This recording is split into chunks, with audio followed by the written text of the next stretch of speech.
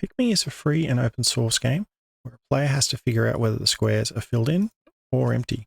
We're given information about each row and column, which squares are filled in, but it's not really enough to do it by itself, so we've got to put two and two together to make it work. So we know that there's 5 filled in squares, and then there's an unknown number of empty squares, and then 4 filled in squares, so we can complete this column fairly easily. But for the top row, there's 3 filled in squares, and then an unknown number of empty squares. So it could be 5 filled in squares like this, or it could be like this. We just don't know at the moment. But we do know that the first are 3 and that these ones there also have to be doing. So we then can get, as we get more information, we can then base that and complete the rest of the puzzle. So with 3 filled in squares there, we know that there's an empty square after it, 1 filled in square and 5 more, 1 by itself, a single one, 2, and then, so now if we go to the second row, it's 2, 1, 3. So we know that's 2 and locked in with an empty square. We don't know whether the one's this one or the left on the right, but we do know on the far right-hand side, we're going to have 3 in a row. And then now with this information from the column, the first one being by itself, we know that both sides of that are going to be empty, and can then come back to the top row and finish out it. So 3 more. And for this row, every single filled in square is going to have an empty square either side of it. We can use that to figure out where the entire row is. So I'll just fill in a bit more of the information. So 2, 1, 2, and 2.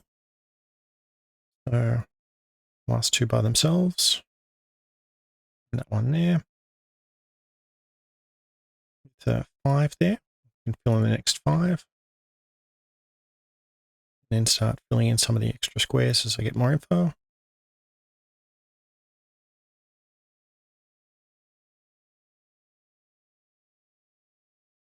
And know that those have to fill in there, so they're compacting down the bottom.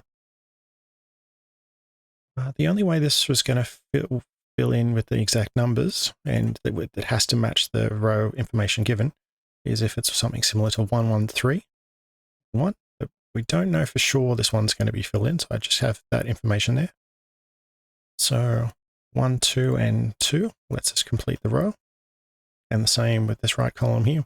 We know that if there's 2 up here, we know there's 2, lots of 2 can't be in the bottom 4 squares.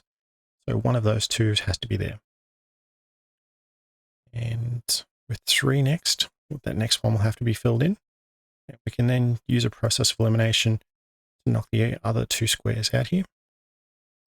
And with 1, 2, this one will have to be filled in, which completes the column. Then a second one, narrow it right down. You can progressively work our way through to get each square shaped in. So this column is complete. I can put a few more empties in there and help narrow down some of the other filled in squares. It has to be filled in.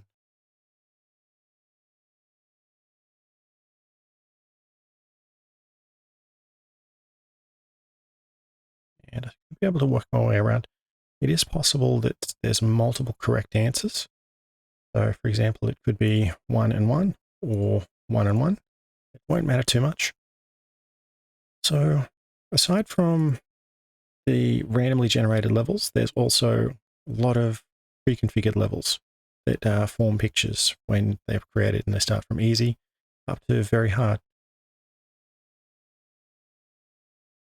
And I'll wrap it up there. Thanks for watching.